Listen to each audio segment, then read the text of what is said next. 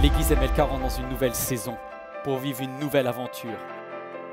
Et pour cela, Dieu nous a donné un nouvel outil extraordinaire. Dans quelques semaines, sera terminée, achevée la construction du nouvel espace MLK.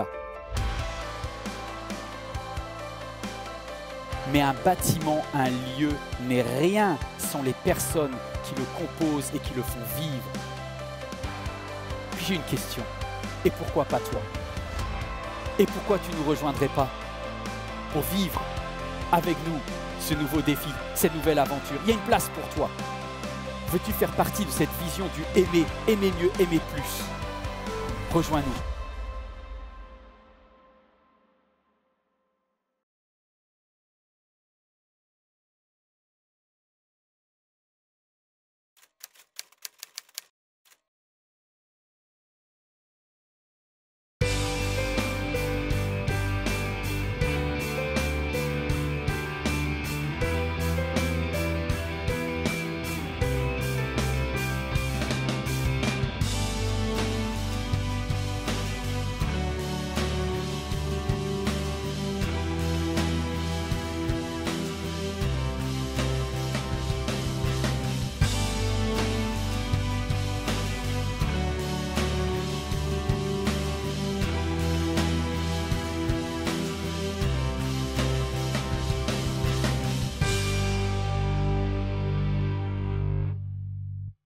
Bonjour à toutes, bonjour à tous. Je voudrais juste vous remercier. Vous êtes tellement fidèles à l'église MLK et si vous vous rappeliez, l'année dernière, on était avec Luc Dumont et j'ai la chance d'être avec toi encore aujourd'hui.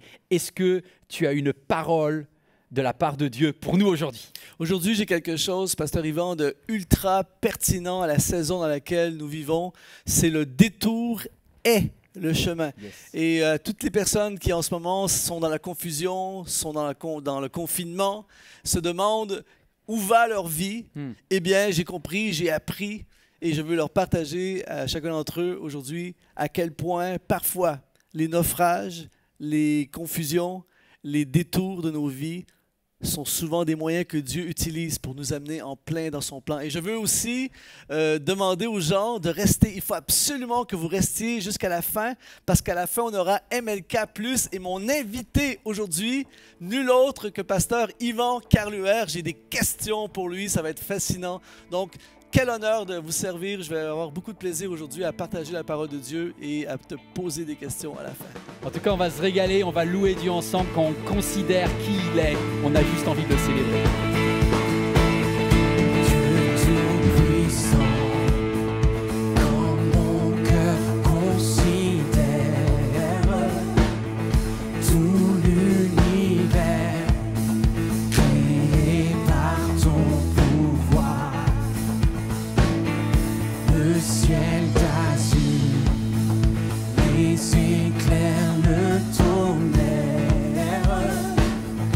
Le clair matin.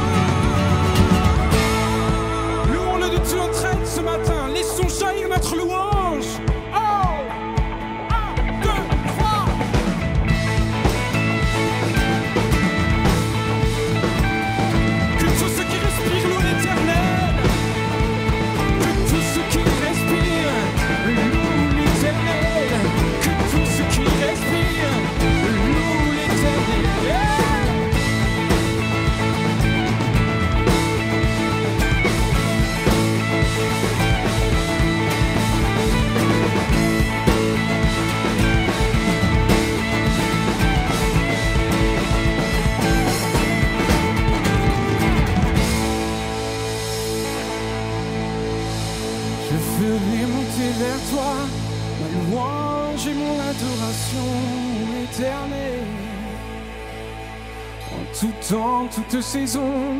Oui, l'Éternel est bon, en tout temps, toute saison. Seigneur, même dans ces temps tellement agités, tellement instables, tellement inconfortables, non seulement nous reconnaissons ta grandeur, mais encore plus dans ces temps, nous voulons en tant que famille d'église, en tant que chrétiens, en tant que personnes qui confessons ton nom, qui reconnaissons ta grandeur, nous voulons dire que nous plaçons notre espoir et notre confiance en toi et en toi seul. Seigneur, pardon pour toutes les fois où nous cherchons notre sécurité dans des choses tellement humaines. Mais Seigneur, ce matin, nous voulons reconnaître que notre sécurité, notre confiance, nous voulons la mettre uniquement en toi et que notre sécurité, elle vient de toi et de toi seul. En Dieu est notre confiance et par son amour immense, nous ne tremblerons pas parce qu'il est Dieu, parce qu'il est Dieu.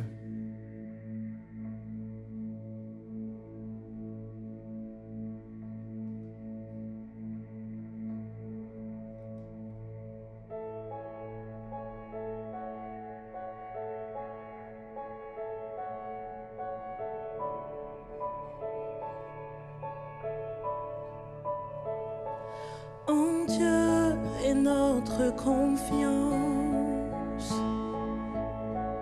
et par son amour immense, nous ne tremblerons pas, nous ne tremblerons pas, nous ne tremblerons pas.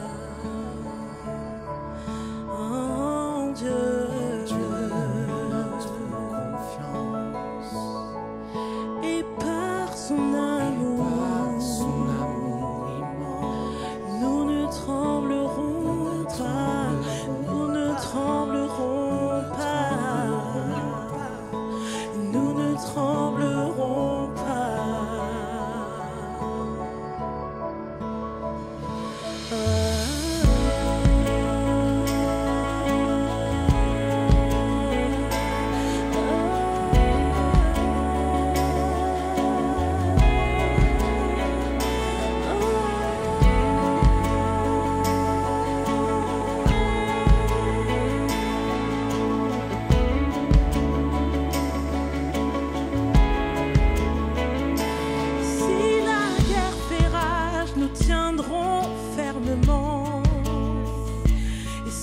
Toute une armée se lève contre nous, nous ne tremblons, nous ne tremblerons pas, nous ne tremblerons pas.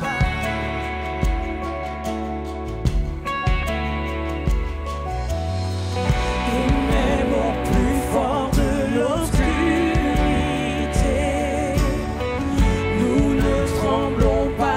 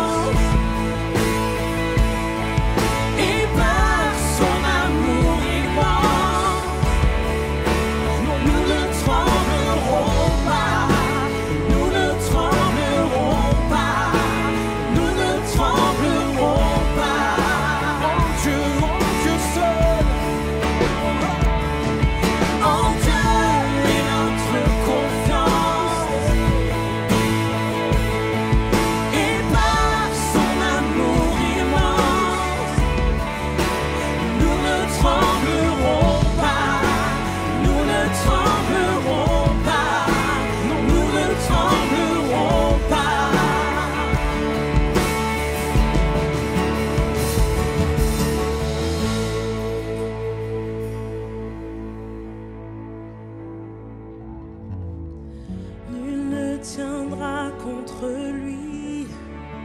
Dieu est le plus fort, c'est lui qui peut tout. Quel autre nom invoquer? Jésus est le plus grand, en lui je peux tout. Nul ne tiendra contre lui.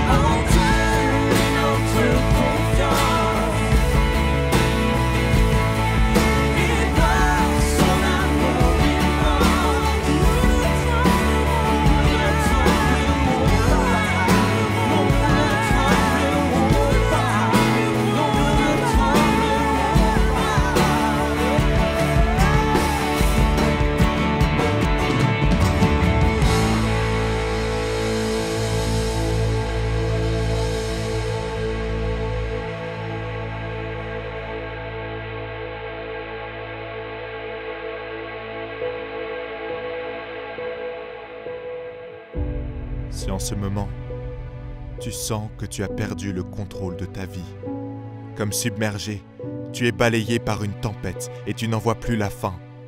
Tes plans ont été bouleversés. Tu as perdu tes points de repère. Tu as l'impression d'être bloqué dans tes projets. Tu es éprouvé et tu es inquiet pour l'avenir. Si tu n'es pas du tout là où tu pourrais être, sache que le détour est le chemin. Ma prière au travers de ce message aujourd'hui, c'est de nous aider à avoir une nouvelle perspective des détours de notre vie. C'est-à-dire qu'il va y avoir dans ta vie des détours. Il va y avoir des situations où tu vas avoir l'impression, où littéralement tu vas perdre le contrôle. Mais lorsqu'on a compris que Dieu fait toutes choses avec un plan précis, lorsque nous nous retrouvons dans certains détours de notre vie, au lieu de voir ces détours comme une catastrophe, au lieu de voir ces détours comme une perte de temps ou une période où on a l'impression d'avoir tout perdu, eh bien, ces détours sont utilisés par Dieu pour nous amener en plein centre de son plan. C'est pour ça que le détour est le chemin. Et on veut parler aujourd'hui de l'apôtre Paul. L'apôtre Paul, pour moi, est l'un des meilleurs exemples de quelqu'un qui a passé sa vie littéralement à faire des détours. Il était constamment en train de suivre ce que Dieu voulait faire au lieu de demander à Dieu de le suivre dans ce que lui voulait faire. Et c'est pour ça que l'apôtre Paul a été l'un des hommes du Nouveau Testament qui a été le plus utilisé par Dieu, qui a vécu des choses absolument phénoménales par Dieu. Et la bonne nouvelle, c'est que toi et moi, on peut vivre nous aussi ces choses. Il va être transporté hors de son contrôle dans une tempête épouvantable qui va l'amener dans une perte totale de ses moyens au niveau du contrôle de la situation. Mais Dieu va tourner la situation pour sa gloire. Il va embarquer dans un voyage terrifiant. Et Paul n'avait pas peur d'affronter les choses qui font peur. J'ai remarqué que souvent, les gens, lorsqu'ils ont peur, ils prennent ça comme un signal pour arrêter, alors qu'avec Dieu, c'est le signal pour commencer. Le 5 juin 1944, le jour qui a précédé le débarquement de la Normandie, on sait, nous, l'histoire, on peut s'imaginer l'état d'esprit dans lequel étaient les soldats qui vont être débarqués en Normandie et ils vont partir vers Berlin. Des choses terrifiantes les attendent. Et ce jour-là, le général Patton a fait un discours pour ses soldats qui est devenu par la suite un discours célèbre. Et il va dire ceci à ses soldats.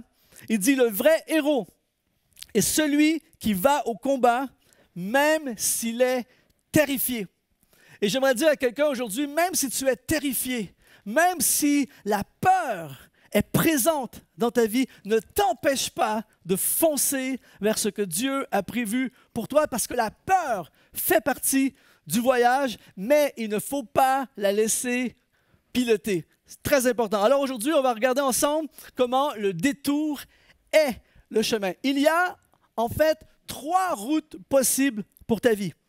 Dieu permet qu'il y ait 3 routes pour notre vie. C'est-à-dire que tu as le choix entre 3 avenues différentes. La première route, c'est la route que l'ennemi a pour nous. La route que le diable a pour ta vie. Laisse-moi te dire, mon ami, que le diable a un plan pour toi. Sauf que sa route conduit toujours vers la destruction. Sa route conduit toujours vers le vide, la perdition et le néant. Ça, c'est un des plans qui existent. Le deuxième plan, et beaucoup de gens prennent cette route, c'est la route que nous voulons pour nous-mêmes. Ce n'est pas nécessairement une mauvaise route, mais si tu prends tes propres plans, tes propres voies, tu te contentes de peu en comparaison avec ce que Dieu a pour toi. Et il y a la 3e route, la route que Dieu veut pour toi. Beaucoup de gens s'empêchent de prendre cette route parce qu'elle semble parfois difficile, elle fait peur et elle est remplie de détours. Mais je veux, comme l'apôtre Paul, que nous puissions aujourd'hui choisir la route du détour, la route que Dieu a pour nous. Et sur cette route, Dieu a 2 objectifs pour ta vie. Lorsque tu prends la route que Dieu a pour toi, il y a 2 objectifs que Dieu a en tête. Premièrement, il veut te transformer. Il nous fait prendre cette route pour transformer notre vie. Tu vas être transformé au travers les détours que Dieu a pour toi. Et aussi, c'est dans le but d'impacter quelqu'un. À chaque fois dans la parole de Dieu où on voit un homme et une femme prendre la route de Dieu, c'est toujours pour la transformer et l'amener à impacter quelqu'un. Alors aujourd'hui, accepte la route que Dieu a pour toi.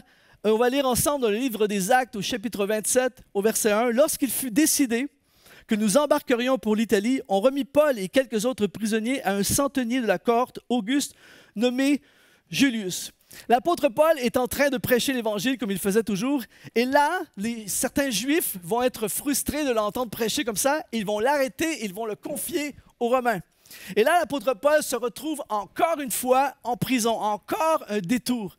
Sauf que la différence entre l'apôtre Paul et beaucoup d'entre nous, c'est que l'apôtre Paul ne fuyait pas les détours. Il avait compris qu'à chaque fois que Dieu l'emmenait dans un détour, c'était toujours pour accomplir quelque chose. Nous, notre réflexe souvent, c'est d'éviter ce qui est difficile. L'apôtre Paul, alors qu'il se fait arrêter par les Juifs et conduit par les Romains, a deux options. Option numéro 1, c'est de choisir le chemin facile. S'il choisit le chemin facile, c'est simple. Il a simplement besoin de dire « Oui, je prêchais l'Évangile et les Juifs n'aiment pas ça. » Et puisque les Romains s'en fichaient complètement, eh bien, les Juifs, dans leur loi, ne pouvaient rien faire contre Paul. Donc, si Paul choisit cette route, le soir, il est chez lui à la maison et il dort tranquille, aucun problème. Sauf que Paul sait que s'il fait cela, il ne fera aucun impact, il ne va rien se passer. La route de la facilité conduit toujours vers zéro impact, zéro influence, zéro fruit. Alors, Paul a choisi la deuxième route qui est beaucoup plus difficile. Il dit, je suis citoyen romain, j'en appelle à César, amenez-moi à Rome pour être jugé. Il sait qu'à partir du moment où il prend le détour, eh bien, il ne sait plus ce qui va lui arriver. S'il prend le chemin facile, il sait ce qui va arriver, rien. Mais par contre, s'il prend le détour, le chemin difficile, il ne sait pas ce qui va arriver, mais il sait une chose, il va être transformé et quelqu'un sera impacté. Donc, il part sur ce bateau comme prisonnier et il va être entraîné dans un voyage et dans une difficulté et dans des détours épouvantables d'une certaine façon, mais quelque chose de grand va arriver. Écoute bien ceci. La raison pour laquelle plusieurs d'entre nous, parfois, nous ne prenons pas la route difficile, c'est que l'être humain, dans sa nature, cherche toujours à améliorer sa vie. C'est-à-dire que l'étudiant, par exemple, qui a un appartement minuscule, cherche pour le reste de sa vie à améliorer ses conditions de vie. Je veux un meilleur appartement, je veux une meilleure maison, je veux une meilleure voiture, je veux un meilleur emploi, je veux un meilleur salaire, je veux être plus confortable. Et plus les gens vieillissent, plus ça devient difficile, même parfois, de s'abandonner au plan de Dieu, parce que le plan de Dieu est toujours, je le dis aujourd'hui, le plan de Dieu, c'est toujours la route la plus difficile. Et ça vient à l'encontre de notre nature d'être de plus en plus confortable. Mais Paul voulait être transformé. Paul voulait être un instrument pour impacter quelqu'un. Donc, il va choisir cette route difficile, car il avait compris que le détour est le chemin. Rome est le choix de la destinée et non le choix de la facilité. Dans Actes chapitre 27, au verset 1, il est écrit « Lorsqu'il fut décidé que nous embarquerions pour l'Italie, on remit Paul et quelques autres prisonniers à un centenier de la cohorte Auguste nommé Julius. » Le mot « décider » ici, dans le grec, c'est le mot « krino » qui veut dire « verdict » ou « jugement de la cour ». C'est-à-dire que le plan de Dieu, et je veux le dire très, très clairement aujourd'hui, le plan de Dieu pour notre vie n'est jamais négociable. C'est comme quand le juge fait un jugement, tu ne peux plus négocier, ça a été jugé, c'est un verdict. Et c'est exactement lorsque Dieu te déclare son plan pour ta vie, tu peux faire autre chose, mais son plan, tu ne peux pas le négocier. Paul avait compris que le détour est le chemin, il se dit, c'est bon, on y va. Et ce qu'il faut dans ce passage, c'est que ça dit, on a remis Paul. Et lorsqu'on utilise le mot « remettre », ici, on parle dans le grec d'un mot qui veut dire « trahison » et « abandon ». C'est-à-dire que l'apôtre Paul n'est pas parti en première classe sur ce bateau. Il est parti en prisonnier. C'est à cause d'une trahison, c'est à cause d'un abandon qu'il va se retrouver dans ce scénario. L'apôtre Paul avait compris que souvent, la méchanceté des hommes, les injustices, les choses pour lesquelles tu n'as rien fait, souvent, Dieu va les utiliser va utiliser l'Empire romain, va utiliser la jalousie du peuple juif à l'époque, va utiliser la méchanceté même des gens autour de lui pour l'amener dans un détour qui va l'amener exactement là où Dieu veut se manifester. Et l'apôtre Paul n'avait pas peur de ça. Et j'ai vu une image il y a quelques années de ça qui m'a beaucoup touché. Il y a un pasteur aux États-Unis qui s'appelle T.D. Jakes, qui est un des prédicateurs les plus connus en Amérique. Et c'est quelqu'un qui, lorsqu'il prêche dans son église, il y a toujours la foule embrasée, les gens applaudissent, tout ça. Et là, à un moment donné, il dit, je veux faire une annonce. Ce matin, je veux faire des remerciements. Et là, c'est devenu super silencieux dans la salle. Il dit, ce matin, j'aimerais remercier tous ceux qui m'ont calomnié. Je veux remercier tous ceux qui m'ont fait du mal. Tous ceux qui m'ont fait des fausses promesses, tous ceux qui ont écrit des articles faux dans les journaux à mon sujet. Je veux remercier tous ceux qui ont écrit des blogs contre moi.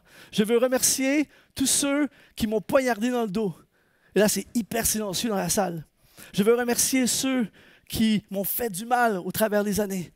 Car grâce à vous, je suis devenu qui je suis aujourd'hui. Et quand j'ai entendu ça, j'ai dit « Wow! » Quelle attitude! Et c'est exactement l'attitude qu'avait l'apôtre Paul. Oui, il y a des détours, oui, il y a des situations, mais je monte dans le bateau parce que ma destination, c'est Rome. Je dois aller à Rome, je dois être transformé en route vers Rome. Il y a quelqu'un qui a besoin de moi sur ce détour en route vers Rome. Et ce qui est encore plus fou dans cette histoire, c'est qu'alors que Paul part vers Rome, il est en train de vivre son rêve.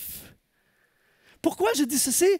Parce que dans le livre aux Romains, au chapitre 1, au verset 8, l'apôtre Paul va dire, lorsqu'il écrit aux Romains, bien avant ce moment, il dit « Je fais sans cesse mention de vous, demandant continuellement dans mes prières d'avoir enfin, par sa volonté, le bonheur d'aller vers vous. » Paul rêve d'aller à Rome parce qu'il avait compris que Rome était la capitale d'influence du monde connu de l'époque. Il se dit, si je peux aller à Rome et impacter Rome, je vais toucher la planète. Donc, je dois aller à Rome. Sauf que lorsqu'il a fait cette déclaration, il n'avait probablement aucune idée du contexte dans lequel il accomplirait son rêve. Et j'ai remarqué que souvent dans notre vie, nous manquons la réalisation du rêve ou la réponse à des vieilles prières dans notre vie parce que souvent, l'opportunité est déguisée en obstacle. Souvent, la bénédiction est cachée derrière un problème. Et là, il rêvait d'aller à Rome. Il va à Rome, mais c'est en tant que prisonnier qu'il va à Rome. Ce n'est pas du tout ce qu'il avait planifié. J'ai déjà vécu une expérience comme ça il y a quelques années. J'étais dans l'avion Paris vers l'île de la Réunion.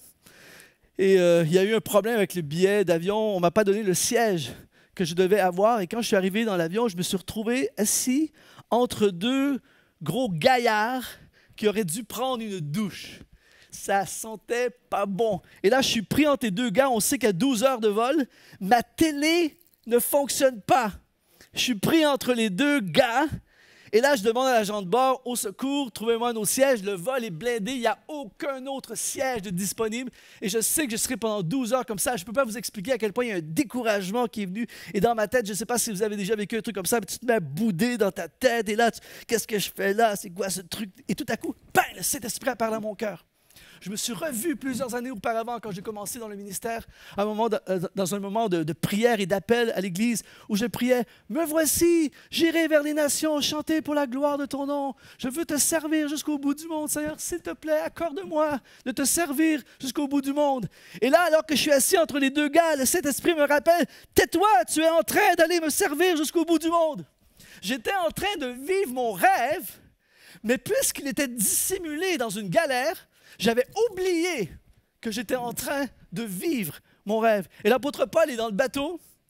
Ça n'a rien à voir avec un scénario glorieux, mais il est en route, toute dépense payée, vers ce qu'il est supposé réaliser. Alors fais attention, alors que tu écoutes ce message en ce moment, fais attention, peut-être qu'en ce moment tu es en train de vivre, tu rêvais d'avoir une entreprise, tu rêvais d'avoir un business, et là en ce moment il y a tellement de problèmes avec des clients, avec une poursuite peut-être, et plein de trucs, des difficultés avec le COVID qui t'a coupé des contrats et tout ça, et peut-être que tu te dis c'est quoi ce truc, pourquoi? Tu es en train de vivre ton rêve, tu voulais une entreprise, peut-être que tu es un pasteur ou un leader d'église, et tu rêvais d'avoir ton église, mais en ce moment tu es obligé obligé de faire des cultes en ligne, tu ne sais pas trop comment t'en sortir de cette situation, attention, le détour est le chemin. Et c'est pour ça que je crois que le COVID en ce moment n'est pas quelque chose qui va détruire l'Église. C'est quelque chose qui amène l'Église à faire quelque chose de différent. Alors aujourd'hui, le détour est le chemin, mais ça ne veut pas dire que c'est la fin. Au contraire, je déclare sur ta vie que c'est le début. Au verset 2 du chapitre 27, nous montâmes sur un navire d'Adrimatite qui devait côtoyer l'Asie, et nous partîmes avec nous Aristarque, macédonien de Thessalonique. Là, c'est de la bombe. Si vous avez écouté le message de la semaine passée, si vous ne l'avez pas écouté, je vous encourage à regarder le message de la semaine passée. Pourquoi? Parce que l'apôtre Paul a eu une vision qu'il envoie secourir un Macédonien. Il va changer tous ses plans pour faire le plan de Dieu qui vont l'amener dans une prison. Et alors qu'il va se retrouver à cet endroit en Macédoine, il va secourir un Macédonien. Et là, il se retrouve quelque temps plus tard, non seulement il va secourir Aristarque, mais Aristarque va devenir un compagnon d'œuvre qui l'accompagne dans sa galère qu'il va vivre maintenant. Il y a des gens, il y a des Aristarques dans ta vie qui ont besoin d'être atteints, mais pour les atteindre, ça prend deux choses. Ça prend un obstacle et ça prend un détour. Et alors que tu es prêt à affronter les obstacles et à faire les détours là où Dieu t'amène, tu vas rencontrer des Aristarques dans ta vie. Et là, il est écrit que l'apôtre Paul s'est embarqué au verset 3, ça dit « Le jour suivant, nous abordâmes à Sidon et Julius, qui traitait Paul avec bienveillance, lui permit d'aller chez ses amis et de recevoir leurs soins. » Encore un truc surréaliste. C'est-à-dire que quelqu'un doit écouter ceci en ce moment. Les portiers de ta destinée sont souvent déguisés en Julius. Julius, c'est un soldat romain. Les soldats romains sont entraînés pour être cruels et ils n'ont pas des liens d'amitié avec leurs prisonniers. Mais l'apôtre Paul devait dégager tellement quelque chose de super, une attitude rayonnante, que je ne sais pas comment, mais il a créé ce lien avec Julius. Écoute bien ceci. Julius, dans quelque temps, Paul ne le sait pas encore, mais Julius, dans quelque temps, va devenir un portier de sa destinée, va lui sauver la vie. Si l'apôtre Paul a une mauvaise attitude, si l'apôtre Paul est en mode victime, c'est quoi ce truc? Pourquoi je me retrouve sur ce bateau? J'ai pas mérité ça. Et là, il devient rebelle, il commence à bouder, tout ça. Il ne va pas impacter et influencer Julius. Mais alors que l'apôtre Paul est en mode le détour est le chemin, eh bien, il connecte aujourd'hui avec Julius. Il y a plein de gens qui attendent d'être à Rome pour rayonner, qui attendent d'être à plein temps dans le ministère pour rayonner, qui attendent d'être le président de leur entreprise pour rayonner, qui attendent d'avoir leur doctorat pour rayonner. C'est aujourd'hui qu'on rayonne. C'est aujourd'hui, je suis dans le bateau, je ne sais pas où je vais être, je suis avec ce soldat romain, mais je vais tout de suite rayonner, briller, influencer ce soldat, et tu ne sais jamais, ne méprise jamais les gens qui sont autour de toi, parce que tu ne sais jamais les Julius qui sont dans ta vie, à quel point Dieu peut les utiliser pour t'ouvrir des portes et même te sauver la vie. Donc, l'apôtre Paul commence à briller et il a une attitude victorieuse. Parfois, on ne réalise pas les gens qui sont autour de nous. J'ai vu, il y a quelque temps de ça, une interview avec un PDG d'une très grande société qui avait une méthodologie un peu inhabituelle pour faire les interviews d'emploi. C'est-à-dire que quand la personne arrivait dans la salle d'attente avant l'interview, il faisait exprès pour faire attendre le plus longtemps possible la personne pour qu'elle s'impatiente. Et la réceptionniste, la secrétaire réceptionniste qui était là, faisait exprès pour les embêter un peu, c'est-à-dire poser des questions sur leur vie, tout ça, alors qu'eux sont stressés, ils vont aller dans le bureau du président. Et là, la secrétaire venait, « Voulez-vous un café? Ah, votre chemise, elle est belle, tout ça. » Et le gars était un peu arrogant. Et à un moment donné, le gars il dit à la femme, « Cessez de me déranger, je vais me concentrer pour l'interview. » La dame est un peu mal à l'aise, elle retourne s'asseoir. Quelques minutes plus tard, il entre dans le bureau du PDG et le PDG lui dit, « Est-ce que vous avez apprécié la réceptionniste? » Le gars dit « Ouais. C'est vraiment une femme merveilleuse, n'est-ce pas? » Il dit « Ouais, ouais. » Il dit « Je vais l'inviter à venir nous saluer. » Et là, il invite la réceptionniste à venir dans le bureau. Il dit « Monsieur, j'aimerais vous présenter mon épouse. » Et là, le gars s'est effondré littéralement sur la chaise. Il vient de réaliser qu'il a traité l'épouse du président d'une façon épouvantable. Et dans nos vies, c'est exactement la même chose. Tu ne sais pas les gens qui sont... Lorsque tu te retrouves dans un détour, tu n'as aucune idée des personnes qui sont sur ta route. Mais rappelle-toi ceci, le détour est le chemin et il y a des Julius parfois qui ont l'air insignifiants aujourd'hui, mais qui peuvent influencer profondément ta vie. Et là, ils partent en bateau. Et au verset 4, il est écrit, « Partis de là, nous longeâmes l'île de Chypre parce que les vents étaient contraires. » Et là, il y a quelque chose de très, très fort ici. C'est-à-dire que lorsque tu t'en vas vers Rome, lorsque tu pars vers le plan de Dieu, lorsque tu poursuis ce que Dieu a prévu pour toi, sois assuré de ceci, il y aura toujours des vents contraires. Et le mot ici, vent contraire, c'est le grec énancios, qui veut dire adversaire. L'adversaire va toujours te repousser. C'est pour ça que quand peut-être qu'aujourd'hui, tu sens de l'opposition, tu sens un combat, tu sens que c'est difficile d'avancer, il n'y a rien de pire que le vent contraire. Pour les voiliers, par exemple, on va voir une image. Pour le voilier, par exemple, lorsque le voilier veut aller face au vent, c'est impossible. Il doit absolument faire ce qu'on appelle du louvoiement. Il doit louvoyer. Et pour aller vers là où tu veux aller, tu ne peux pas aller en ligne droite. Tu dois louvoyer. Comme ça. Et là, ça prend une éternité pour aller là où tu veux aller. Et beaucoup de gens se découragent à cause du vent qui oppose. Mais écoute bien ceci aujourd'hui. Le vent contraire te ralentit. Le vent contraire te rend la vie misérable. Le vent contraire te rend la vie compliquée, mais il ne peut pas t'empêcher d'y aller. Il peut juste te rendre ça plus difficile. C'est pour ça que tu dois continuer à avancer. C'est pour ça que tu dois continuer louvoyer. Ça prendra le temps que ça va prendre, le détour et le chemin. On va y aller, on va louvoyer, mais on va arriver à Rome dans le nom de Jésus. N'abandonne pas, ne te laisse pas décourager. Et au verset 27, il est écrit, pendant plusieurs jours, nous naviguâmes lentement et ce ne fut pas sans difficulté que nous atteignîmes la hauteur de Cnide où le vent ne nous permit pas d'aborder. Là, il y a un autre scénario. C'est-à-dire que le vent oppose, le vent complique la situation et il se retrouve dans une zone où il y a on appelle ça la navigation lente. Dans le langage des marins, on appelle ça le poteau noir. C'est une zone où les vents sont vraiment hors de contrôle, c'est-à-dire que tu peux être une longue période sans aucun vent et tout à coup, il y a des vents hyper violents qui frappent. Ça ressemble énormément à la vie que nous vivons. Et il n'y a rien de pire que les zones de vent lent. C'est-à-dire que le bateau ne peut plus bouger. Et là, tu es dans le bateau, et j'ai vu des reportages sur les marins de l'époque qui, parfois, ne pouvaient rester pendant des semaines sans bouger.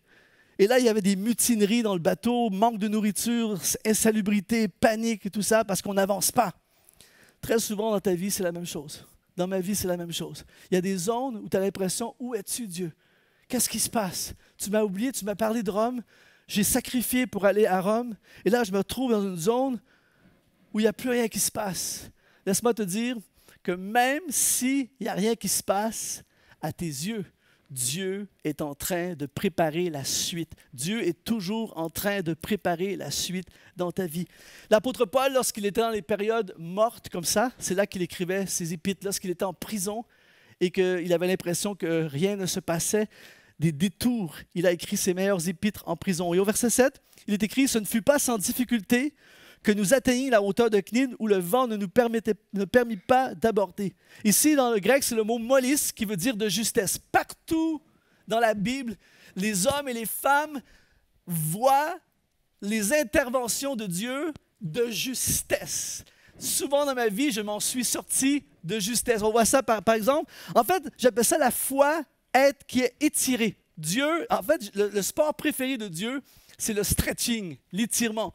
Par exemple, Shadrach, Meshach et Abednego, à la dernière seconde, vont voir le Seigneur intervenir dans la fournaise. Daniel, dans la fosse au lion, va voir de justesse Dieu intervenir. Josué, le 7e jour, j'appelle ça le Dieu de minuit moins 5. Le 7e jour, à la dernière minute, bang, le Seigneur intervient.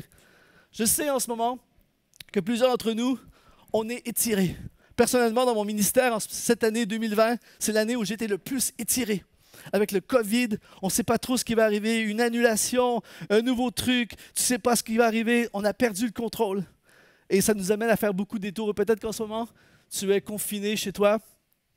Tu ne sais pas trop ce qui arrive. Tu as été tiré au niveau de ton entreprise, au niveau de ton ministère, au niveau de ta vie familiale, au niveau de tes finances. Tu es étiré. Mais Dieu est là.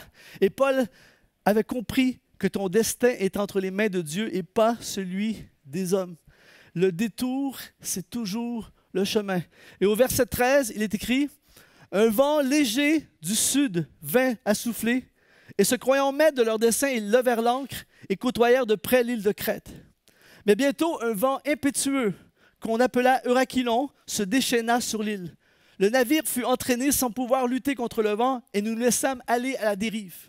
Nous passâmes au-dessous d'une petite île nommée Clauda, et nous eûmes de la peine à nous rendre maîtres de la chaloupe.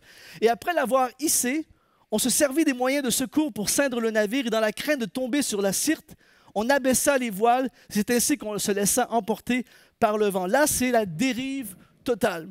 Le vent frappe, ils abaissent les voiles, ils sont découragés. Au verset 20, il est écrit « Le soleil et les étoiles ne parurent pas pendant plusieurs jours, et la tempête était si forte que nous perdîmes enfin toute espérance de nous sauver. » Je suis très touché par ce passage.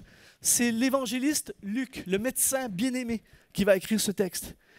Pourtant, c'est un gars qui a accompagné Paul dans ses voyages. Mais là, il est au bout du rouleau. Il dit « Nous avons perdu toute espérance d'être sauvés. J'aimerais, si c'était possible, j'aimerais pouvoir me transporter sur le bateau et prendre Luc dans mes bras et lui dire « Ne t'inquiète pas, Luc. Dans les prochains millénaires, tes textes vont être traduits dans toutes les langues du monde. Et ton message et ce récit va être écrit et va impacter les nations. Tes textes, tu vas être un homme d'influence. Ne te laisse pas décourager, même si tu ne vois plus rien. Parce que Dieu est avec vous. Dieu ne te laissera pas tomber, Luc. » Et j'aimerais dire à quelqu'un aujourd'hui qui peut-être, toi aussi, tu te sens comme Luc, tu te sens découragé par la tempête, par le détour, tu n'as plus aucun point de repère, tu as peur, tu ne sais pas comment t'en sortir. J'aimerais te dire aujourd'hui, notre secours est en Dieu. Si la lune me glace et le soleil menace, Créateur des étoiles, mon secours est en toi. Si mes larmes ruissellent et que mon pas chancelle, Créateur de la terre, mon secours est en toi.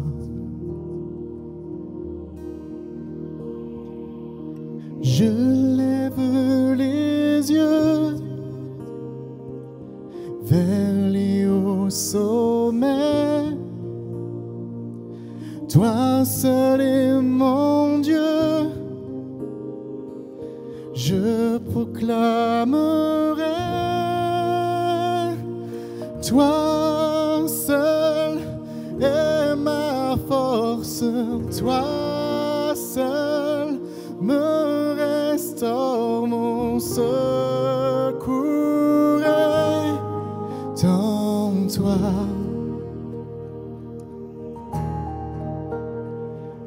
Toujours tu me portes, jamais tu ne dors, mon secours est en toi.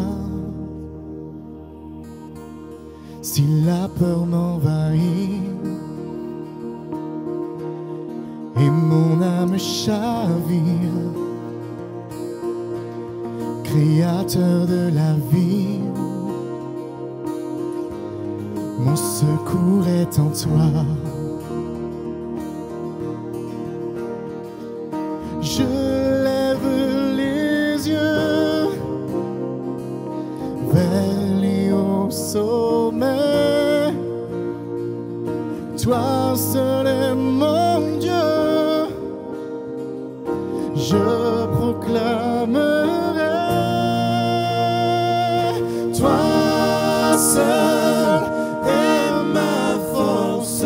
Toi seul me restaure, mon secours est en toi.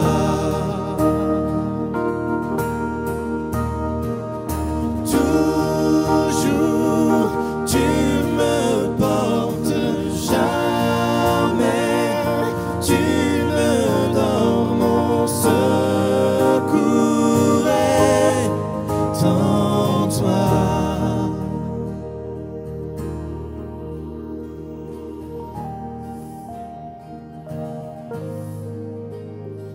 Ta victoire, mon espoir, ton chemin, mon destin, ton salut, mon refuge, tout est en toi. Ta victoire, mon espoir, ton chemin, mon destin, ton salut, mon refuge, tout est en toi. Ta victoire, mon espoir, ton chemin, mon destin, ton salut, mon refuge, tout est en toi. Ta victoire, mon espoir, ton chemin, mon destin, ton salut, mon refuge, tout est en toi.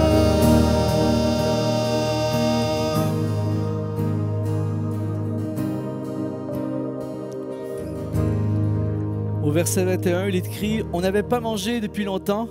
Alors Paul, se tenant au milieu d'eux, leur dit « Ô hommes, il fallait m'écouter et ne pas partir de Crète afin d'éviter ce péril et ce dommage. Maintenant, je vous exhorte à prendre courage, car aucun de vous ne périra et il n'y aura de perte que celle du navire. Un ange de Dieu à qui j'appartiens et que je sers m'est apparu cette nuit. » Je suis toujours époustouflé par ce passage. L'apôtre Paul, rappelons-nous, c'est un prisonnier du bateau, mais il est devenu l'influenceur du bateau. C'est celui qui encourage dans le pire moment, à l'épicentre de la panique, le serviteur de Dieu est celui qui va rayonner et amener l'espoir dans le bateau. Le leadership, ce n'est pas une position et un poste. Le leadership, c'est l'influence et tu peux influencer là où tu es en ce moment. Je crois que dans cette saison de COVID, l'Église devrait briller comme jamais. L'Église devrait rassurer la société. Nous devrions briller et amener l'espoir parce que Dieu n'a pas changé malgré les difficultés. Et Paul va bouleverser l'atmosphère des 276 passagers qui n'ont pas le choix de l'écouter. Son public ne peut pas partir. Ils sont dans le bateau. Vous savez, j'entends souvent des gens dire « Ah, je veux être un pasteur, je veux être un pasteur. » L'apôtre Paul n'a pas attendu d'avoir une église pour être un pasteur. C'est parce qu'il était un pasteur qu'il a eu une église. Et c'est très important aujourd'hui que tu puisses saisir que le détour est le chemin. Et même si tu es dans un contexte pas normal, ce n'est pas un scénario normal. Pour un serviteur de Dieu, il n'est pas dans son bâtiment en train de prêcher à une foule. Il est sur un bateau en train de faire naufrage, en train de prêcher à une foule. C'est pour ça que le COVID ne peut pas empêcher la puissance de l'évangile de Jésus-Christ.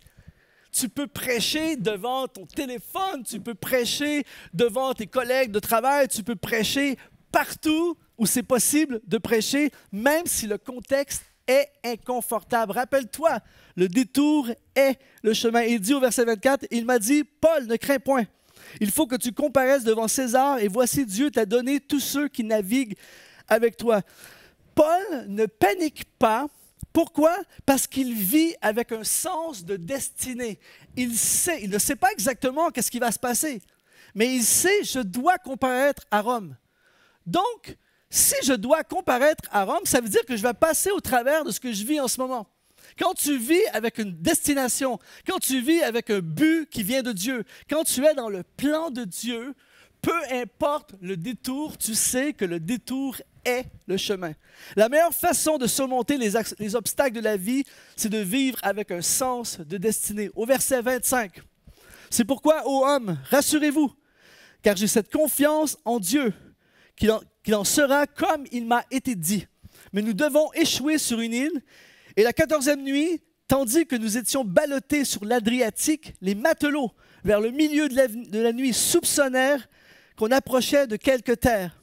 Mais comme les matelots cherchaient à s'échapper du navire et mettaient la chaloupe à la mer sous prétexte de jeter l'ancre de la proue, Paul dit aux centeniers, « Si ces hommes ne restent pas dans le navire, vous ne pourrez pas être sauvés. » Le réflexe naturel, lorsque ça dégénère, lorsqu'on a peur, lorsqu'on ne voit pas d'espoir, lorsqu'on ne sait plus quoi faire, lorsqu'on devient impatient et qu'on panique, le réflexe, c'est de sortir le plus vite possible du bateau.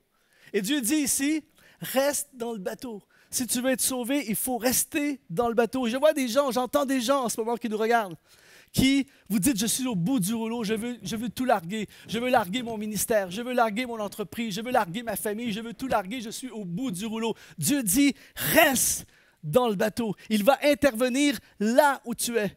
Et l'apôtre Paul va réussir à influencer l'atmosphère. Pourquoi? Parce que Paul avait compris que le détour est le chemin. Et j'ai remarqué ceci dans ma vie et dans la vie des personnages de la parole de Dieu, c'est que souvent, juste avant le miracle, c'est le moment le plus difficile. Mais les gens abandonnent juste avant le miracle. Et j'aime cette citation de Churchill qui a dit « Le moment le plus sombre de la nuit est juste avant le lever du soleil. » Juste avant que le soleil se lève, c'est le plus ténébreux. Et je crois qu'en ce moment, sur la terre, il y a des ténèbres énormes. Ce qui me fait croire que très bientôt, je ne sais pas quand, mais très bientôt, nous allons voir la gloire de Dieu dans une dimension sans précédent. Parce qu'il a rarement fait aussi noir sur la terre. Ça veut dire que la gloire de Dieu va éclater. Verset 41. Ils rencontrèrent une langue de terre où ils firent échouer le navire, et la proue s'étant engagée resta immobile, tandis que la poupe se brisait par la violence des vagues. Les soldats furent d'avis de tuer les prisonniers de peur que quelqu'un d'eux n'échappât à la nage. Tout à coup, Julius prend son sens. C'est-à-dire que les soldats romains, à l'époque, si ton prisonnier s'évadait, c'est toi qui mourrais à sa place. Donc les gars ne veulent pas avoir de problème, donc ils veulent tuer les prisonniers. Et là, Julius, celui avec qui Paul a bâti une relation dans un autre moment, eh bien, Julius va devenir un portier de sa destinée et va lui sauver la vie. Très, très, très important de bâtir des relations solides et pas nécessairement avec les gens que nous aimons uniquement. Et là, au verset 43, il est écrit « Mais le centenier qui voulait sauver Paul les empêcha d'exécuter ce dessein, et il ordonna à ceux qui savaient nager de se jeter les premiers dans l'eau pour gagner la terre, et aux autres de se mettre sur des planches ou des débris du navire, et ainsi tous parvinrent à terre, sains et saufs. » Et au chapitre 28, verset 1, « Après nous être sauvés, nous reconnûmes que l'île s'appelait Malte. » Mes amis, il se passe quelque chose d'énorme. C'est-à-dire que l'apôtre Paul est 14 jours, 14 nuits de tempête, et là, ils sont échoués sur l'île. Et la folie de l'histoire. Aujourd'hui, si vous allez à cet endroit où l'apôtre Paul s'est échoué, c'est devenu, à Malte, c'est devenu la baie Saint-Paul. Des touristes, aujourd'hui, des touristes du monde entier vont visiter cet endroit qui s'appelle maintenant, en l'honneur de Paul, la baie Saint-Paul à l'île de Malte. Vous pouvez imaginer l'apôtre Paul lorsqu'il est couché sur la plage en hypothermie, ça fait 14 jours qu'il ne dort pas, c'est terrible. Pouvez-vous vous imaginer qu'il puisse penser, c'est génial cet endroit, dans quelques centaines d'années, les gens viendront de partout pour célébrer ce que j'ai fait. Non, il ne pense pas à ça du tout probablement. Et c'est pour ça que c'est très important que quand tu vis le détour dans ta vie, que tu ne vives pas seulement en fonction du présent. Le présent peut te voler le futur. Celui ou celle qui vit en fonction des détours de Dieu sait que ce que je vis en ce moment n'a rien à voir avec le futur glorieux qui est devant moi. Et c'est pour ça que je ne vis pas en fonction de mes réalités actuelles, mais je vis en fonction de la réalité que je veux voir prendre place. Les écrits de Luc deviendront célèbres dans le monde et cet endroit deviendra un lieu historique où l'apôtre Paul s'est échoué. L'apôtre Paul est toujours en mode destinée, il est toujours en mode plan de Dieu, car il sait que le détour est le chemin. Et au chapitre 28, verset 2, « Les barbares nous témoignèrent une bienveillance peu commune, et ils nous recueillèrent tous auprès d'un grand feu, qu'ils avaient allumé parce que la pluie tombait et qu'il faisait un grand froid. Paul, ayant ramassé un tas de broussailles, les ayant mis au feu, une vipère sortit par l'effet de la chaleur et s'attacha à sa main. Quand les barbares virent l'animal suspendu à sa main, ils se dirent les uns aux autres, « Assurément, cet homme est un meurtrier, puisque la justice n'a pas voulu le laisser vivre après qu'il a été sauvé de la mer. » Paul secoua l'animal dans le feu et ne ressentit aucun mal. Ces gens s'attendaient à le voir enfler ou tomber mort subitement, mais Après avoir longtemps entendu, voyant qu'il ne lui arrivait aucun mal, ils changèrent d'avis et dirent que c'était un Dieu. Là, ici, il y a une image très, très puissante. Le gars va passer de meurtrier à Dieu en quelques minutes. Ça veut dire pour toi et moi, ne vis jamais ta vie en fonction de l'opinion des gens, parce que l'opinion des gens, ça change. Et ici, il se passe quelque chose d'énorme. C'est-à-dire que le gars, je ne sais pas pour toi, mais moi, si j'ai réussi à survivre un truc comme ça, et que là, je suis sur le bord du feu, à essayer de juste récupérer, une vipère qui sort du feu pour me mordre, la première pensée qui me viendra à l'esprit, ça suffit! Et je ne sais pas si ça t'est déjà arrivé de te retrouver dans un scénario de ta vie, tu te dis, c'est assez, je ne peux pas en prendre plus. Et quand tu penses que ça a été au pire, il y a encore quelque chose qui arrive. Et l'apôtre Paul devait dire, je ne veux pas mourir comme ça, j'ai survécu tout ça. Attention, la vipère va être un instrument de Dieu pour amener un réveil sur l'île. Pourquoi? Parce que si Paul ne se fait pas mordre par cette vipère, les gens de l'île vont les considérer comme juste des gars qui ont été épargnés et qui sont retrouvés sur l'île. Mais lorsqu'ils vont voir l'apôtre Paul être mordu par la vipère et ne pas mourir, ils vont se dire « Wow, ce gars est spécial ». Et là, ils vont l'amener au verset 7, auprès d'un monsieur qui s'appelle Publius. Il y avait dans les environs des terres appartenant au personnage principal de l'île, nommé Publius, qui nous reçut et nous logea pendant 3 jours de la manière la plus amicale. Là, les gars vont passer du feu de camp à la villa. Une promotion instantanée, un changement de scénario instantané. Dieu est le spécialiste des changements de scénario. Tu penses que tout est fini, mais Dieu n'a pas dit son dernier mot. Tu penses qu'il n'y a plus d'espoir, mais Dieu ne fait que commencer d'agir. Tu penses que c'est fini sur l'île, et Dieu dit, j'ai une mission à accomplir sur l'île. Et Dieu va utiliser l'apôtre Paul pour guérir le père du président de l'île et guérir tous les malades de l'île. En fait, il y avait des gens sur cette île qui étaient en très, très grand besoin. Comment quelqu'un peut-il venir les secourir s'il n'y a pas quelqu'un qui fait un détour pour venir vers eux? L'apôtre Paul ne serait jamais allé là-bas. L'apôtre Paul s'en va à Rome. Ses plans, c'est Rome. Même s'il n'a pas le contrôle, au moins il se dit, c'est Rome. Paul ne sait même pas que c'est là. Il n'a aucun plan d'aller là. La seule façon que Dieu peut l'amener à œuvrer et amener un réveil sur cette île, il faut qu'il y ait une tempête et un détour qui le forcent. Et les tempêtes dans ta vie, les détours dans ta vie, les complications dans ta vie et dans ma vie, eh bien, souvent, Dieu les utilise. Écoute bien ceci. Dieu les utilise pour nous amener à des endroits géographiques, nous amener à des endroits spirituels et nous faire faire des choses que jamais on n'aurait voulu faire en temps normal. Pourquoi? Parce que le détour est le chemin. Et au verset 8, le père de Publius était alors au lit, malade de la fièvre, de la dysenterie, et Paul se rendit vers lui, pria, lui imposa les mains et le guérit. Et là-dessus vinrent les autres malades de l'île et ils furent guéris. Au verset 10, on nous rendit des grands honneurs. À notre départ, on nous fournit des choses dont nous avions besoin.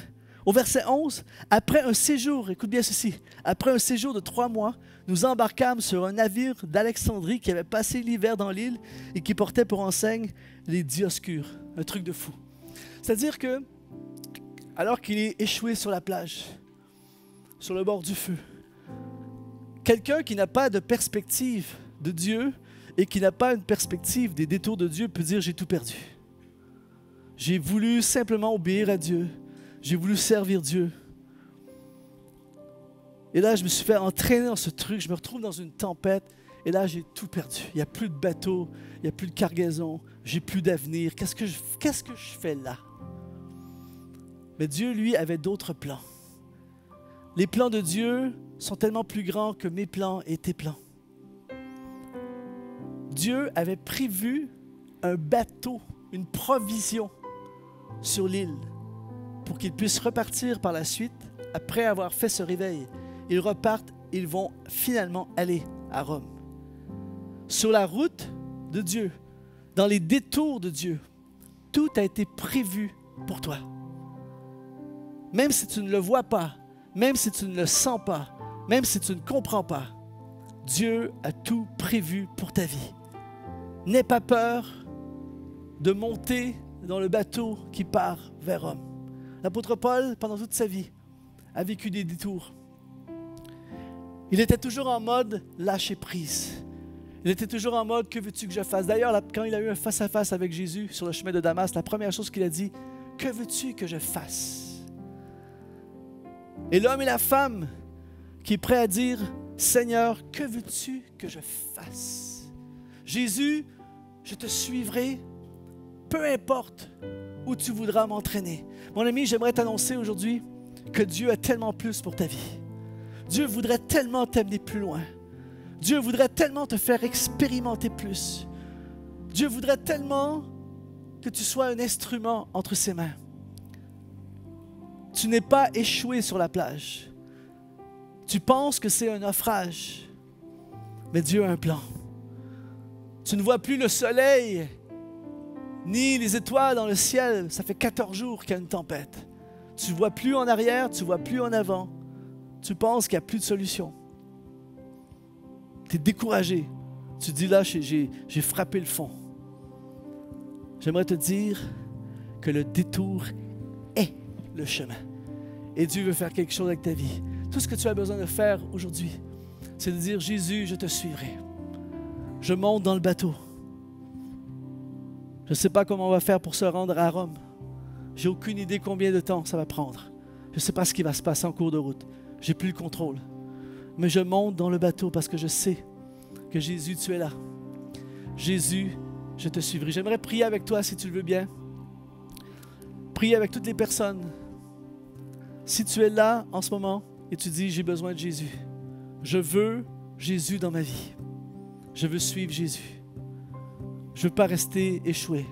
Je ne veux pas rester dans mon naufrage. Si tu es là et tu dis, je veux aller plus loin avec Dieu. Je veux aller vers Rome. Peu importe le prix.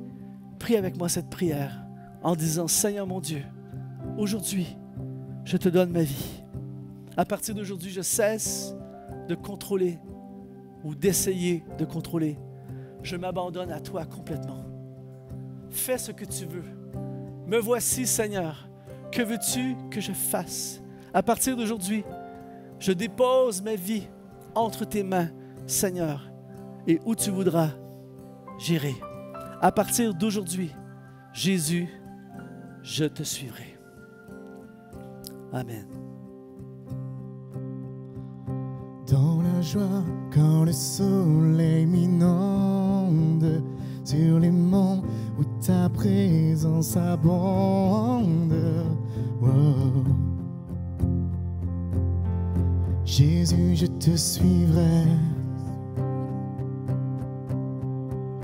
Dans la peine, quand mon âme sombre, dans la vallée du deuil et de l'ombre.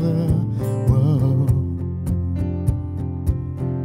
Jésus, je te suivrai.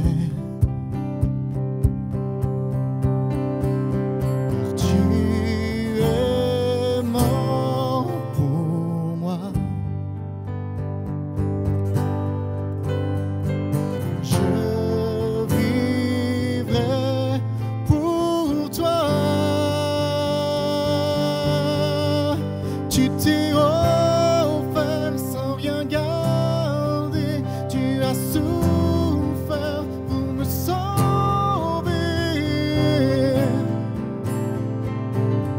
Jésus, je te suivrai. Je t'aimerai plus que la vie. Te servirai malgré le prix. Oh. Jésus, je te suivrai. Confiant quand ma foi est profonde, dans le doute quand ma paix semble fondre. Oh. Jésus, je te suivrai, car tu es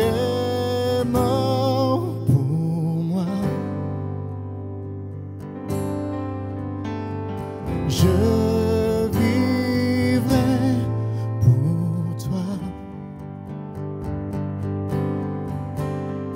Oui, tu es mort pour moi.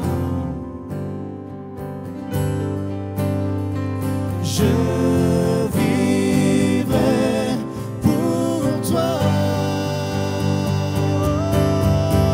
Tu t'es offert sans rien garder. Tu as souffert pour me sauver. Oh. Jésus, je te suivrai. Je t'aimerai jusque la vie, te servirai malgré le prix. Oh. Jésus, je te suivrai. Oh, oh, oh, oh.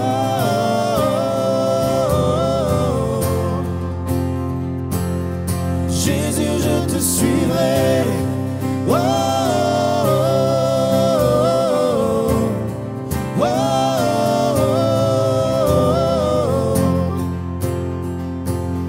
Jésus, je te suivrai.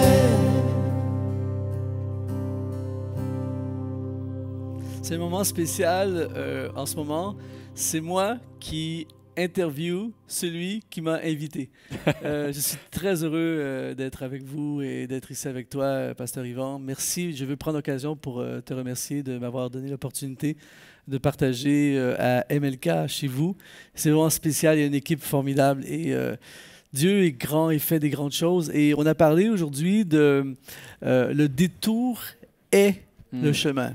Et je sais qu'on se connaît, et puis je sais que tu as vécu beaucoup de choses dans ton ministère, tout ça, et je suis certain que tu as déjà vécu des détours. Et on a vu dans le message aujourd'hui que l'apôtre Paul a côtoyé un certain Julius qui l'a amené dans un détour. Et ma question pour toi, c'est as-tu déjà eu des Julius dans ta vie? Alors oui, effectivement, il s'appelle pas Monsieur Julius, mais Monsieur Tonus. Ah, c'est pas loin, Donc, je suis désolé. Il y a un petit changement, une petite erreur. Non, mais c'est exactement ça. C'est-à-dire, Dieu permet qu'on rencontre des personnes qui ont une autorité sur nous et qui nous trahissent. Des personnes, on est un peu livrés entre leurs mains et ils ont une influence qui semble détruire le projet, le trajet de Dieu. Quand tu parles de détour, c'est l'inverse d'aller tout droit. Quand on est tout droit, c'est quand on va dans le bon sens. Et un détour, c'est quelque chose qui est un non-sens. Alors, moi, je me rappelle très, très bien. Monsieur Tonus, je suis rentré dans son bureau en 2007. Ça date un petit peu. C'est le maire de la ville à côté. Et c'est un homme qui, quand j'arrive dans son bureau, je crois que c'est un ami, parce qu'il m'accueille, il me dit « Bonjour, monsieur le pasteur ». Et il me dit « C'est possible de vous permettre de bâtir, de construire ou d'acheter un lieu pour votre église. » Moi, je suis heureux, monsieur Tonus, je l'aime, je prie pour lui et tout.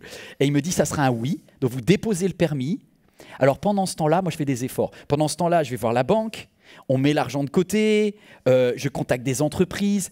En plus, Dieu nous amène un homme génial, monsieur Simon, un architecte, qui vient nous aider. On construit l'équipe et on prépare tout. On dépose le permis et on est sûr que ça va aller. Et pour moi, au mois de mars 2018, j'ai un coup de téléphone de la mairie qui me dit « Monsieur Tonus, me charge de vous dire que finalement, nous refusons. » Et là, le monde s'écroule. J'imagine. Ouais. Là, le monde s'écroule parce qu'il n'y a pas de recours. Et je pense à vous tous qui êtes là et qui venez d'apprendre une nouvelle ou quelqu'un qui a autorité, quelqu'un qui peut vous enchaîner, il te plie, quoi. Et là, je dis, Dieu, c'est un non-sens. Parce que pourquoi Dieu nous a fait rencontrer un architecte, obtenu l'accord des banques, tu sais, comme si Dieu avait permis plein de petits miracles pour aller vers Rome, et tout d'un coup, ça part en vrille parce qu'un homme semble nous faire un détour. Et moi, là, j'ai pleuré. Là, je me rappelle avec Nathalie, on a essayé. C'est comme si une foule de choses négatives viennent à ce moment-là me voler mon enthousiasme, me voler ma joie. Je suis KO. Et j'ai peur que mon cœur est divisé. J'ai même peur que les personnes qui portaient avec moi le projet, tu vois, l'apôtre Paul, il y avait des gens avec lui. Je pense qu'il y a des personnes qui sont des pères de famille, il y a des enfants et tout ça. Il n'y a pas que toi qui est impacté. Il y a Monsieur Julius ou Monsieur Tonus, il casse le rêve de tout le monde, quoi. Est-ce que tu pensais que c'était fini? Est-ce que tu pouvais encore voir un autre avenir? Non, sur le moment, quand tu es dedans, il y a deux phases. Il y a la phase du choc, tu dis mais je suis KO. Et la deuxième phase, c'est une phase de découragement et de colère où tu dis c'est un non-sens, c'est un détour et c'est foutu. Non, à un moment, j'ai perdu espoir. Pourtant, il y a quelqu'un qui est venu me voir et qui m'a dit mais t'inquiète pas Yvan, en fait, le plan de Dieu, il est à Créteil, tu vas avoir un lieu. Mais ça m'a énervé. Non, la vérité, c'est quelqu'un qui nous annonce une bonne nouvelle quand on est en train de faire notre deuil, c'est insupportable. Et il y a comme ça dans notre vie des détours, des personnes, on met notre confiance. Mais aujourd'hui, quand je te regarde et je regarde l'Église MLK, je suis obligé de dire, il y avait un avenir. Ben oui, alors attends, je te donne l'info, c'est quand même incroyable. C'est-à-dire que là, les mois passent, donc mars, avril, mai, moi je suis au fond du trou, juin, et là, il y a quelqu'un, un membre de mon église, qui vient et qui dit, Yvan, j'ai vu un lieu à Créteil, ça sera MLK 1, à l'époque je ne sais pas, et il me dit, c'est un truc de fou, c'est à vendre. Alors que moi j'avais besoin des entreprises parce que j'avais prévu plus d'1 an pour restructurer dans la ville à côté le bâtiment. Il me dit le bâtiment il est prêt. Et on fait le dossier. Mais comme on avait vu les banques, ben on avait pris de l'avance. Comme j'avais déjà l'architecte, j'avais de l'avance. Et quand j'avais vu les entreprises pour faire les travaux, en moins de 3 mois, on a été capable de faire une réunion. J'ai jamais vu ça en France. Si quelqu'un a déjà vu le fait d'acheter un lieu et 3 mois plus tard être dedans, c'est du jamais vu. C'est un établissement déjà habilité à recevoir du public. J'ai oublié d'inviter M. Tonus à l'inauguration. Mais pardon, M. Tonus. En fait, je devrais faire comme petit Jack. M. Tonus, vous m'avez béni, vous m'avez béni, vous m'avez béni. Bénissez votre M. Julius. Parce que le mal s'est transformé en bien. Et on a eu l'emprunt bancaire en septembre 2008. Tu te rappelles en septembre 2008, Luc? Ouais. C'était la crise financière qui arrivait. Ouais. 2 jours avant Lehman Brothers, on a eu notre emprunt bancaire. Eh bien, Pasteur Yvan, je suis obligé de dire, le détour est Amen. Le chemin. Amen. Maintenant, Paul se retrouve dans une galère épouvantable, il est confiné, littéralement, c'est hyper pertinent à la saison dans laquelle nous vivons. Paul se retrouve confiné dans un bateau et il vit une galère épouvantable. Et bon, tu es pasteur d'une église depuis plusieurs années. J'ose te poser des questions. Est-ce que tu as déjà vécu une galère? T'es sérieux là? T'as vu les gens, le confinement? Comment c'est une galère? C'est une galère pour nous. Comment tu as vécu ça? C'est une galère. On a eu 1 semaine pour voir arriver la galère et commencer à ramer. Et moi, je suis quelqu'un qui, comme toi, aime bien voir les gens. Avoir le contact, entendre des amen, des je prie pour toi, t'es nourri par ça. Et tout d'un coup, je me retrouve devant des écrans. Et dans mon histoire personnelle, les écrans, c'est le monde. Dans mon histoire personnelle, les caméras, c'est dangereux. Les Internet, tu vois, je viens d'un monde nord-coréen spirituel. Et là, j'ai un certain Samuel Dugard qui vient à notre aide, et puis Éric Sellarié, enfin, c'est des gars qui sont hyper connectés, et on met en place quelque chose qui sera le nouveau format. Avec Éric, on imagine quelque chose de nouveau, et avec Samuel, on se projette dans le message DIP, digitalisé, interprété, parlé. Et du coup, je me retrouve à parler devant des écrans, à avoir de la danse, à avoir des choses que j'aurais jamais pu penser, quoi. Et là, je me dis, mais Seigneur, mais qu'est-ce que je fais là-dedans? Parce que je rame. Tu sais très bien, parce qu'on en a parlé, il y a des prédicateurs qui aiment prêcher. Et je suis jaloux d'eux. Pardonne-moi, mais je suis jaloux de ceux qui aiment ça. Moi, ça me met en stress, ça me coûte. Et c'est tellement de travail. Et tu as vu ce que c'est que de faire un message comme on fait? Absolument. C'est énorme. C'est une galère. C'est beaucoup de travail. C'est une galère. Et là, je me dis, Seigneur, est-ce que ce que l'on fait a du sens? Pourquoi tu permets un confinement?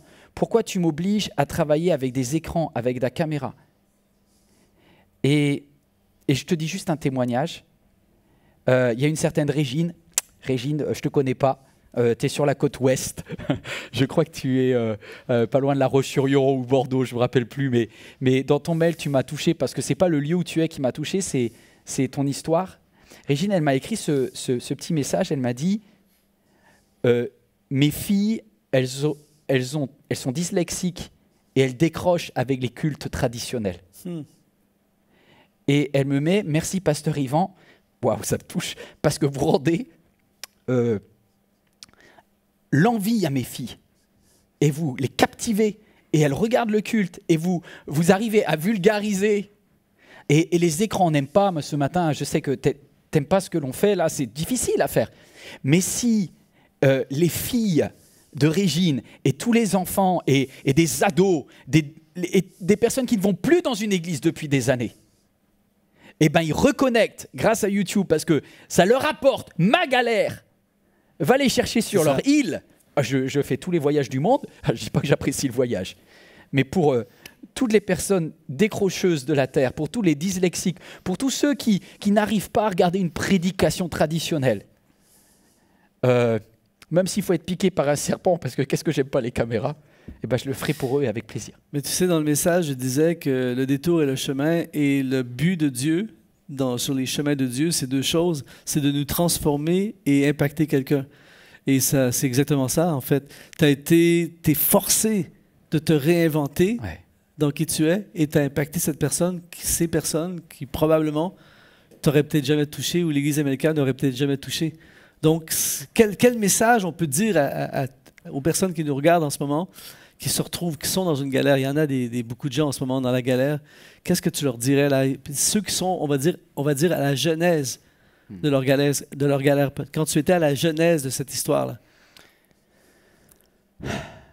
Nos efforts, tu vois, le mot effort, parce que moi ça me coûte, il y a le mot fort dedans.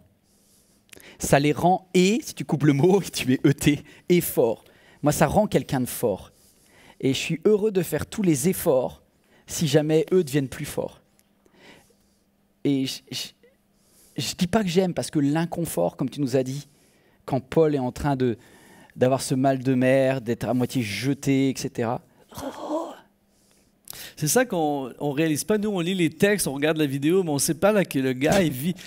J'aimerais dire aux gens, 14 jours, 14 nuits, c'est long. Ah, c'est horrible. Sur un bateau, dans une tempête. Moi, j'ai vécu une nuit dans une tempête sur un bateau et ça finit plus. Imagine 14 jours, 14 nuits. Moi, j'ai le mal de mer en traversant de Roscoff jusqu'à Plymouth. Alors là, j'imagine même pas Malte. Mais Dieu est là où on est. Et est-ce que tu veux bien qu'on prenne la Sainte Seine? Parce qu'il y a des personnes qui sont dans la galère et qui se disent où je trouverai des forces. Comment tenir le cap? Et l'apôtre Paul, il a gardé sa communion avec Dieu dans ces moments-là. Et avec Régine, avec les filles de Régine, que je ne connais pas non plus, avec vous qui êtes en métropole, vous qui êtes dans les îles, eh ben, on prend ensemble la Sainte Seine. On le fait? Amen. Waouh, je suis bouleversé de le faire avec vous.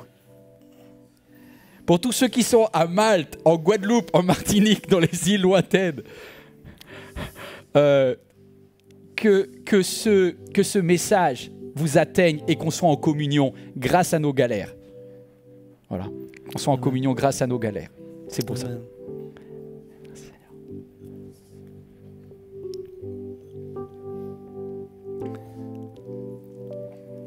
Wow. Est-ce que tu peux prier, Luc? Certainement. On va prier ensemble. Mon Dieu, je veux prier.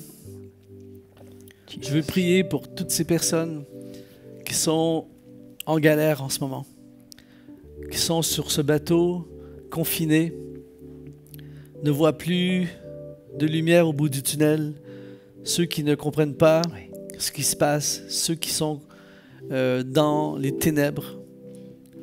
L'ouragan, la tempête frappe leur vie. Mais alors que nous prenons le repas, la Sainte Seine, ça nous rappelle que Christ est le centre de tout. Alléluia. Et dans les pires moments de nos vies, tu ne nous laisses pas tomber, Seigneur. Tu es là à côté de nous. Tu nous prends par la main. Tu es notre abri dans la tempête, mon refuge dans la tempête. Tu es confiné avec nous. Tu es là avec nous. Oui. Tu as un chemin. Tu as déjà préparé ma sortie de la tempête. Tu as déjà préparé pour chaque personne qui sont connectées en ce moment avec nous, des frères et sœurs de la francophonie. Tu as préparé pour eux des projets de paix et non de malheur afin de leur donner un avenir et de l'espérance. Et je veux appeler par la puissance du Saint-Esprit, la paix de Dieu qui surpasse toute intelligence, sur tous ceux et celles qui sont échoués, tous ceux qui ont fait naufrage, tous ceux qui sont sous la pluie, tous ceux qui sont dans le vent. Dans le nom de Jésus, tu vas changer le mal en bien. Amen. Dans le nom de Jésus, tu vas tourner toutes choses pour ta gloire. Amen. Et alors que nous ne voyons pas, toi tu vois. Et c'est pour ça, Seigneur, que nous mettons le cap sur toi. Tu es la boussole de notre destinée, de notre vie, de notre avenir. Et aujourd'hui, on déclare Jésus au centre de tout. Merci parce que tu vas nous secourir. Alléluia. Nous n'avons rien à craindre. Amen. Pasteur Yvan, je sais que on se connaît, on a eu des conversations ensemble, tu es un personnage fascinant. Si vous pouviez avoir la chance de passer, chaque personne, de passer 1 heure avec ce gars-là. Et en fait, ce qui me fascine de toi, une des choses que j'apprécie beaucoup de toi, c'est ta vision du futur. Tu as une capacité, c'est un don que Dieu t'a donné de voir ce que la majorité des fois ne voit pas. Et là, on est dans un 2e confinement. J'ai ressenti, je marchais dans les rues ici, là, sur Paris, dans les derniers jours, et dans l'esprit, je sens une lourdeur spirituelle, que ce n'est pas un truc qui se voit, mais tu le sens. Les hommes et les femmes de l'esprit peuvent ressentir ce poids. Et ma question pour toi, c'est quoi le futur? Qu'est-ce qui nous attend? Qu'est-ce qu'attend l'Église? Qu'est-ce qu'attend l'Église MLK? Waouh! Le futur, il est aussi, et c'est des fois on pense qu'à nous, on pense trop à nous quand on pense du futur. Moi j'ai pris une bonne petite claque la semaine dernière.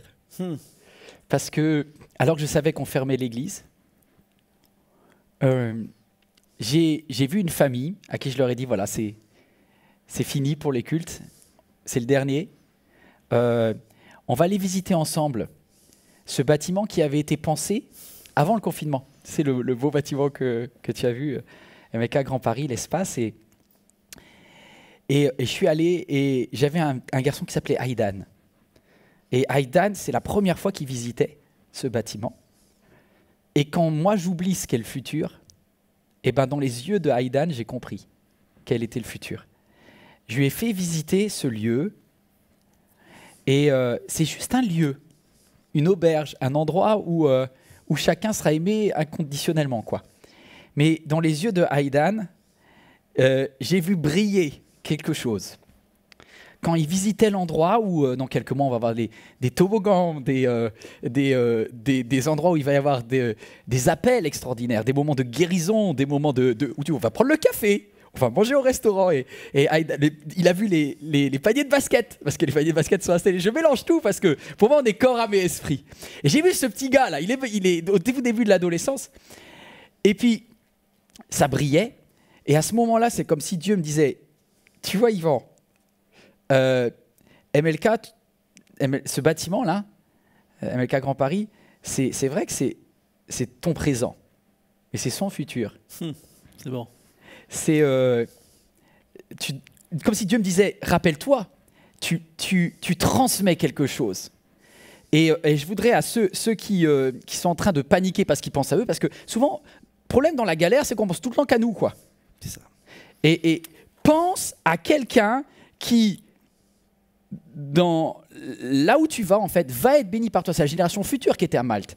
Et moi, j'ai vu Aïdan, là, et puis il a dit à ses parents, maman, on change d'église.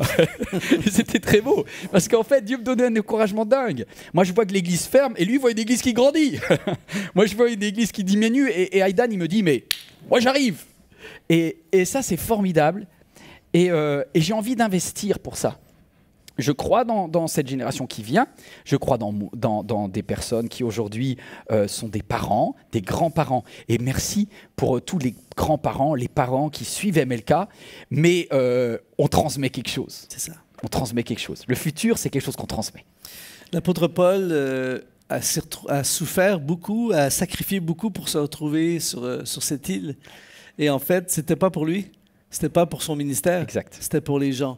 Et tout ce qu'on fait c'est pour les autres. Et j'aimerais profiter de l'occasion pour dire peut-être quelque chose que vous ne pouvez pas dire de vous-même. Mais moi, je suis un invité ici à MLK et je vois, vous peut-être que vous regardez ce culte et vous vous asseyez pendant 1h, 1h30, vous regardez ce culte, vous dites Amen et vous continuez vos activités. Mais pour que vous puissiez et que des milliers, littéralement des milliers de personnes partout dans la francophonie puissent bénéficier de ce culte, il y a littéralement des dizaines d'heures de travail qui implique plein de gens, toutes sortes de personnes qui travaillent. Là, on nous voit, nous, en ce moment, mais il y a toute une équipe de gens qui travaillent en amont et dans les coulisses, tout ça. Et moi, j'étais très, très touché cette semaine. Pour faire le culte d'aujourd'hui, on a travaillé pendant des heures et des heures. Et à chaque semaine, l'équipe d'MLK fait ça. Pas pour eux. Eux pourraient juste faire un truc entre eux. Mais l'objectif, c'est de bénir au-delà même de l'église MLK, de bénir la francophonie. Il y a des gens qui n'ont pas d'église en ce moment. Il y a des gens qui sont dans... Moi, je parle à des leaders et des gens qui n'ont pas la technologie, ne peuvent pas faire des cultes. Et il y a des gens qui peuvent entendre la parole de Dieu grâce à toute l'équipe. Et je veux vraiment remercier l'équipe de MLK. Et j'aimerais vous donner l'opportunité à vous aussi de contribuer. Si vous avez été dans les derniers mois, ça fait presque 8 mois maintenant que MLK chez vous se rend chez vous. Peut-être que vous avez bénéficié de plusieurs de ces cultes. Peut-être à chaque semaine, vous êtes là. Mais si quelqu'un a été touché, que vous connaissez ou vous-même avez été touché par ce ministère, je veux vraiment vous encourager aujourd'hui de contribuer. Vous pouvez aller sur jeveusdonner.fr, c'est simple, et vous faites une semence. Quand vous le faites en fait pas pour l'Église MLK, mais quand vous le faites, c'est une semence pour la francophonie. À cause de votre semence, quelqu'un peut-être à l'autre bout de la terre, en Afrique, n'importe où, va entendre la parole de Dieu, va entendre cette louange, ces messages. Et ça va être votre contribution. Tu peux être, c'est fou, hein, mais on peut être confiné dans notre petit appartement et on peut semer pour que quelqu'un à l'autre bout de la terre. Rien ne peut arrêter l'Évangile. Alors, si vous voulez contribuer afin que ce ministère puisse encore toucher, moi je crois, Pasteur Yvan, qu'on n'a rien vu encore. Merci Dieu pour les milliers de personnes touchées, mais je crois que dans les mois et les années à venir, ça va être énorme. Et on veut faire partie de ceux qui sèment. Donc, vous allez sur jeveusdonner.fr et vous semez dans le royaume de Dieu pour que des multitudes entendent le futur, entendre ce que Dieu a prévu. Donc, merci beaucoup, Pasteur Yvan. Ça a été vraiment un plaisir. Est-ce que tu sais, Luc, que l'année dernière, justement au mois de novembre, tu étais venu. Un an plus tard. Et certains, on ne connaissait pas le confinement à l'époque, et certains nous ont permis d'acheter des caméras à l'époque. On avait dit, aidez-nous à bâtir. Et grâce à ces personnes, aujourd'hui, depuis des mois, on a eu le financement pour pouvoir offrir gratuitement cela. Et donc là, mais en fait, ça a coûté à quelqu'un l'année dernière pour que les gens aujourd'hui puissent regarder. Et donc, ce que tu me dis, ça me touche parce que c'est vrai qu'il y a peut-être des personnes qui vont donner aujourd'hui pour que d'autres demain puissent bénéficier. Et ainsi, waouh, Dieu touche des vies. Wow, le détour est le chemin. Wow. Merci à tous. Merci d'avoir été là jusqu'à la fin de ce culte. Que Dieu vous bénisse au centuple là où vous êtes. Peu importe le contexte, je veux déclarer aujourd'hui, avec Dieu, le futur est beau. Amen. Merci, Luc. L'Éternel est ma force et ma joie. Il est le sujet de toutes mes louanges. Il est mon berger. Je ne manque de rien. Il est mon rocher, mon abri, mon seul bien. Je veux chanter, que toi seul